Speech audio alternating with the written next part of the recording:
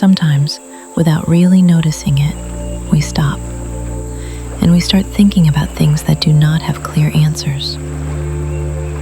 Certain thoughts quietly show up, almost like a reminder that awareness is not about reaching a conclusion, but about realizing that we are actually living through something.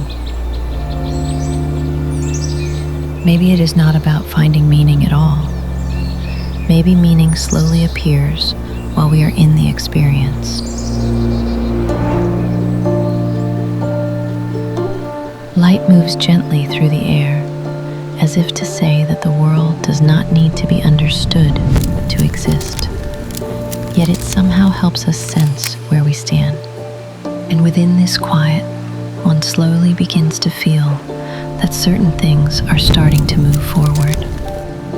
In small, unnoticed moments, action begins, and direction becomes clear.